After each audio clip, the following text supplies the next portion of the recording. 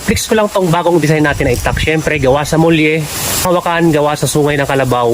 At syempre, yung haba nito, 29 inches, 26 inches, at 23 inches. Syempre, meron tayong maliliit. Ayan. So, meron 14 inches, 7 inches. Pang 14 inches. Ayan, testing natin. Ayan, o. Diba?